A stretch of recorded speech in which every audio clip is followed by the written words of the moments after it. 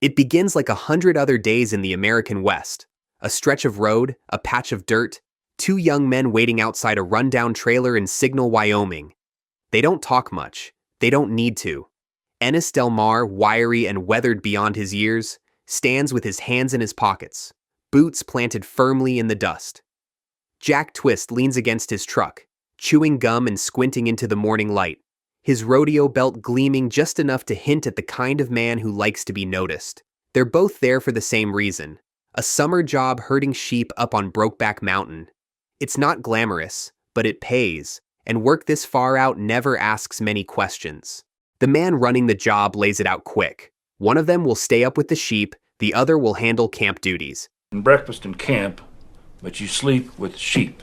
They'll be up there for months, just the two of them and a few thousand sheep, weathering storms, coyotes, and whatever else the mountain throws their way. No one says how lonely it'll be. No one has to. Ennis doesn't flinch. He's been surviving on silence and hard labor for as long as he can remember.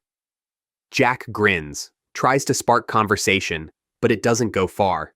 Ennis doesn't offer much, just a nod, a muttered yeah, and a look that stays fixed somewhere on the horizon. They begin with a kind of unspoken rhythm. Jack rides out to the herd each day, his figure disappearing into the hills while Ennis stays behind, cooking beans, chopping wood, patching gear. The work is thankless, but it fills the hours. Nights are colder than they expected. The kind of cold that wraps around your bones and makes sleep feel like something you have to fight for. They warm their hands over tin cups of coffee and cheap whiskey, passing time with small talk that barely breaks the silence. The wind howls through the canyons like a warning. Still, they stay. Ennis is used to hard things. To hunger, to distance, to the kind of quiet that most people run from. He keeps his coat zipped high and his thoughts even higher, tucked away where no one can reach them. Jack, on the other hand, fights against the stillness. He hums to himself, cracks jokes that fall flat, talks about bull riding in Texas and what he might do once the season's over. He watches Ennis closely, like he's trying to figure out what kind of man doesn't ever blink. And somewhere between the sheep, the smoke, and the silence, they begin to shift. Not in any obvious way, no shared secrets, no long confessions, but in the little things. A second cup of coffee poured without asking. A cigarette passed without a word. Two men learning how to exist side by side, not as friends exactly, but not as strangers either. Up there on Brokeback, the rest of the world falls away. There are no roads, no clocks, no rules beyond weather and instinct. It's just mountains and wind and sky, and somewhere in the middle of all that space, something begins to grow. Slow, unspoken, and not yet understood. The cold that night was different, not the kind that merely bites at your skin, but the kind that sinks in deep, into your chest, your hands, the back of your neck, until every breath feels like it's turning to ice on the way out. The fire had long burned down to a faint glow, just enough to keep the dark at bay, and Ennis, stubborn as always, had bedded down outside, pulling his jacket tight, his hat tipped low, determined to outlast the elements like he always had. Jack had already crawled into the tent, muttering something about not trying to be a hero. Neither of them said goodnight. But somewhere in the dead hours, maybe 2 or 3 in the morning, Jack called out, low, barely above the sound of the wind. "Ennis, it's too damn cold. Get in here." It wasn't said with affection or worry. It was just practical. Just two men trying to stay alive up on a mountain that didn't give a damn about either of them. Ennis hesitated. His body was shaking now, hands stiff, teeth clenched, pride doing its best to keep him out there. But eventually he gave in, stumbling toward the tent and unzipping the flap with half-frozen fingers. Inside, it was warmer, not by much, but enough. Jack shifted to make space without looking at him. They lay side by side in silence, backs turned, shoulders barely touching. The air between them felt thick, not from heat, but from something else neither of them could name yet. Minutes passed, maybe longer. Ennis couldn't stop shaking. Jack said nothing. Then, without warning, Jack reached back. Not roughly, not gently, just suddenly. His hand found Ennis's arm. Ennis didn't pull away. What happened next came fast, like a match striking dry wood. The silence cracked, then shattered. Jack rolled toward him. Ennis grabbed at him like something had finally snapped loose, like everything he'd buried deep down all his life had just burst to the surface and demanded to be seen. The kiss was hard, desperate. There was no tenderness in it. Not yet. Just heat. Just hands. Just mouths searching for something to hold on to. They fumbled. Clutched. Breaths ragged. Eyes closed. Jack turned. Ennis followed. It was clumsy and raw and over almost as quickly as it started. But it didn't feel quick. It felt like something permanent had shifted. When it was done, neither of them said a word. They lay there in the dark, chests rising and falling out of rhythm, the silence now deafening in a different way. Ennis stared at the curve of the tent's ceiling, his fists clenched, jaw tight. Jack turned away, curling slightly, his back to him. No one reached for the other. No apology came. No explanation. Just breathing. Just the sound of wind pressing against canvas. The next morning, Ennis was up before the sun. He didn't look back as he saddled his horse and rode out to the sheep. When Jack stumbled out later, rubbing his eyes and pretending like nothing had happened, Ennis barely said a word.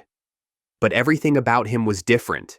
The stiffness in his shoulders, the way he avoided Jack's eyes, the sharpness in his voice when he finally spoke. It wasn't anger. It wasn't shame. It was fear. The kind of fear that doesn't come from what you've done, but from what it means that you wanted to do it again. Jack, meanwhile, watched him from a distance, quiet and unreadable. He didn't push, didn't tease, just carried on, fixing breakfast, patching gear, keeping the same rhythm as before, but now with a new beat quietly pulsing underneath it all. Something had begun, and neither of them had the words for what it was. After that night in the tent, everything changed, even if neither of them dared to say so out loud. The morning came like any other, with frost on the grass and smoke curling out of the fire pit, but something unspoken lingered in the air between them. Ennis kept his eyes low, riding off to tend the sheep like nothing had happened, barely acknowledging Jack's presence. Jack, in turn, stayed behind, tending to camp, moving a little slower than usual, glancing toward the trail as if hoping for something more than hoofprints in the distance. For days, they barely spoke more than a few words, not because there was nothing to say, but because there was too much. Every glance carried weight. Every touch, even accidental, felt electric. The tension between them was no longer built on unfamiliarity or silence. It had turned into something thick, loaded with want, shame, and fear. They tried to pretend that night was a one-off, a fluke, something the cold forced them into. But each day that passed only made it harder to lie to themselves. And then it happened again. No warning, no discussion. Just Jack walking toward the tent after dusk, and Ennis already waiting inside. The second time was quieter, not softer, not yet, but different. Less confusion, more recognition. They didn't kiss like strangers anymore. They kissed like men who knew the risk, who felt the consequences humming under their skin, but still chose to go through with it. And from then on, the nights were no longer lonely. The tent, once just a patch of canvas in the wild, became a place where they could shed the weight of the world, if only for a few hours. But daylight still forced them back into their roles. On the mountain, the rules were different. They were cowboys, herders, hired hands.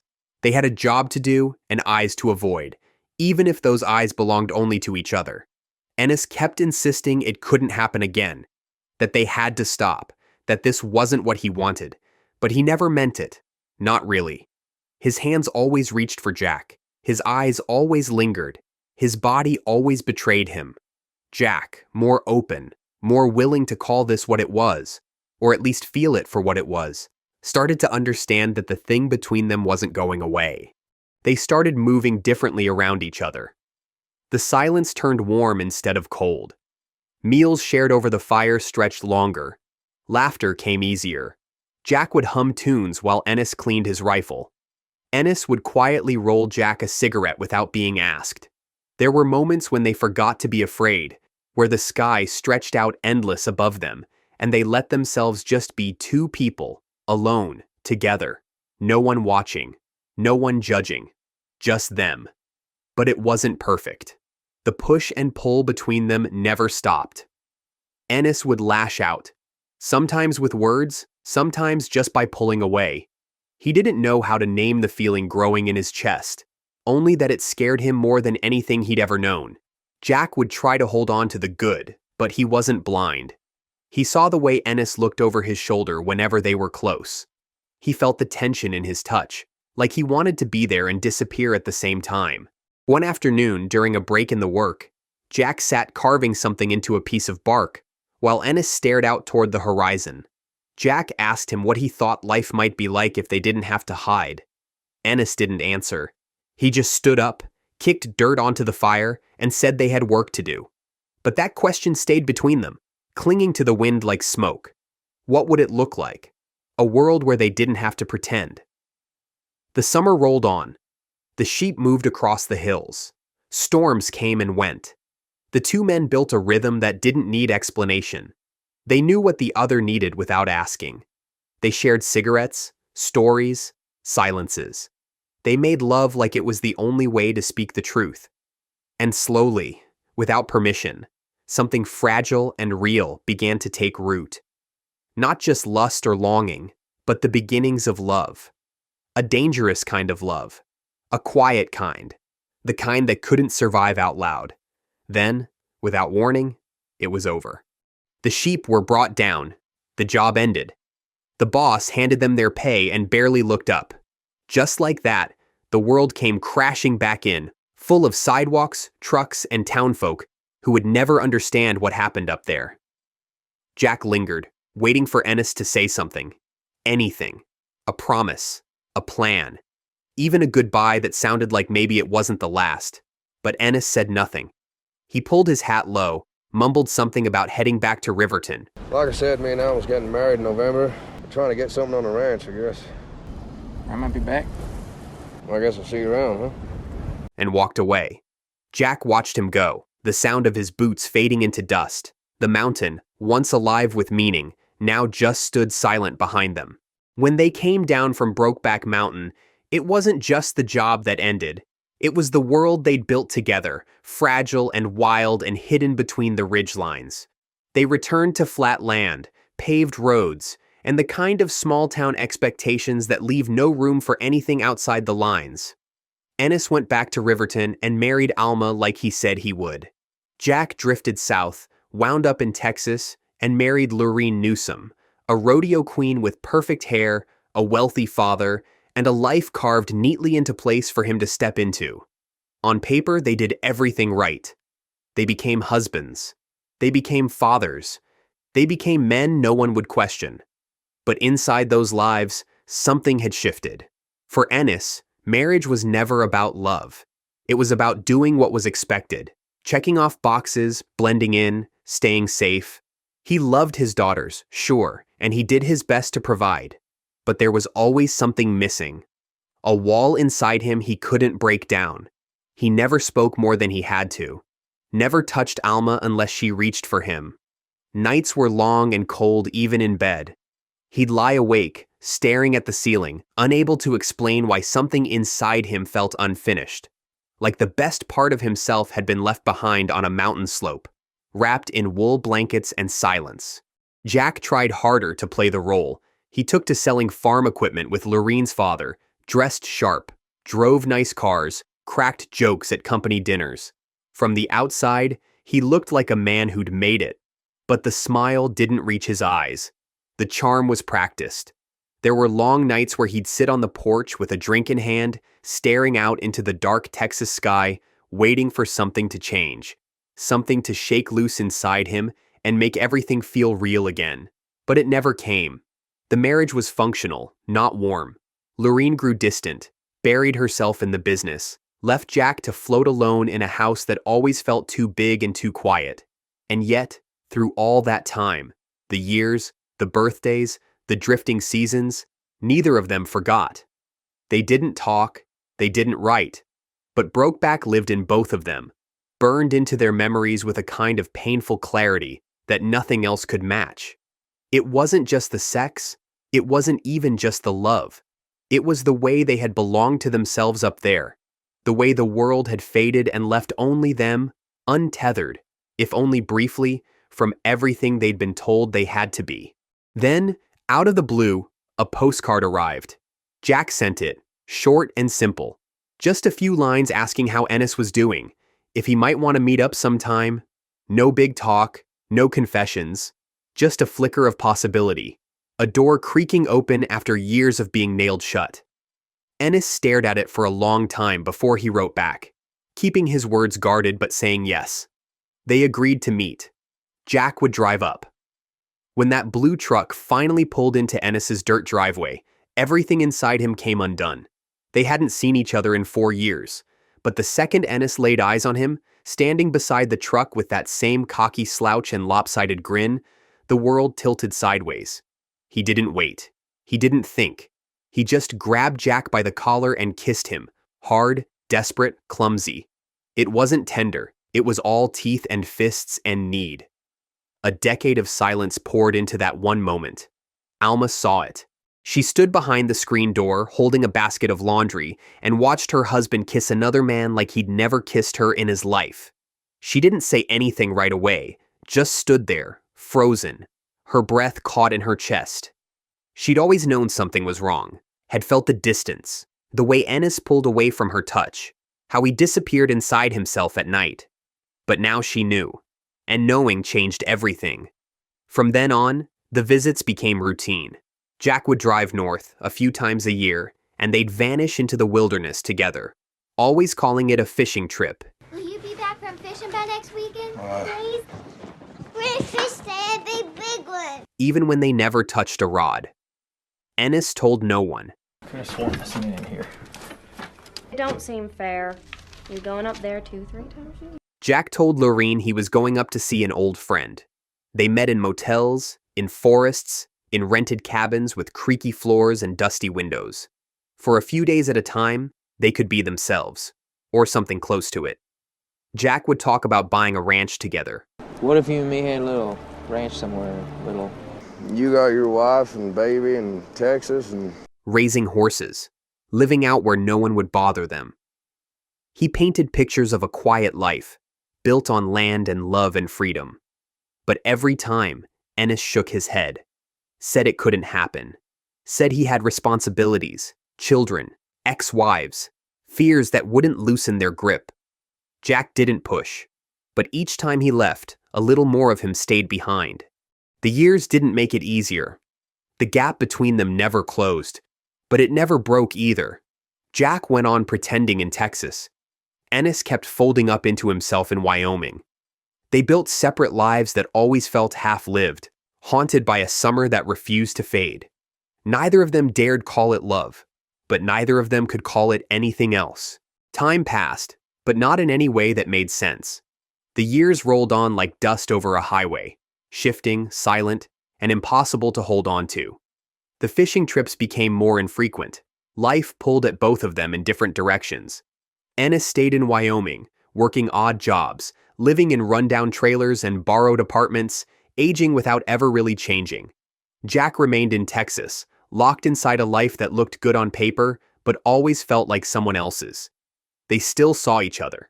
Not as often, but enough to keep the thread between them from breaking. That thread, stretched thin and quiet, was still the strongest thing either of them had. Then, without warning, Jack was gone.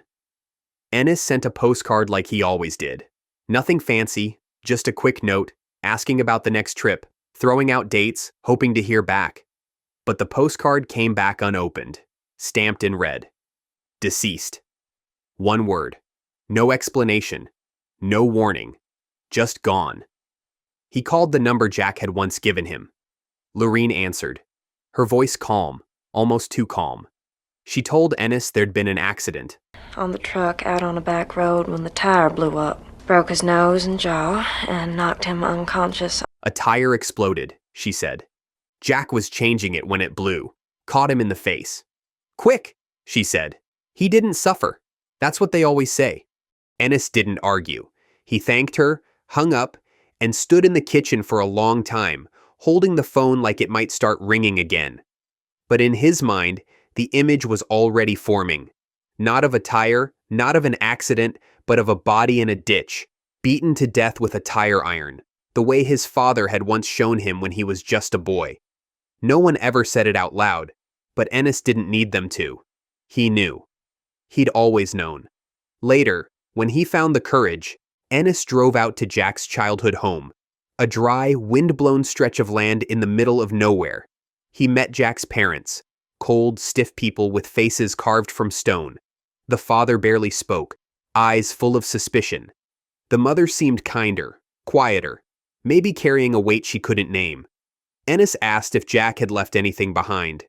The father scoffed, said he'd already arranged to have Jack's ashes buried out back. On the family plot, he muttered.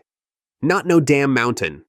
Ennis said nothing, but before he left, Jack's mother led him inside, upstairs, down a narrow hallway lined with dust and yellowed wallpaper, into a small bedroom frozen in time.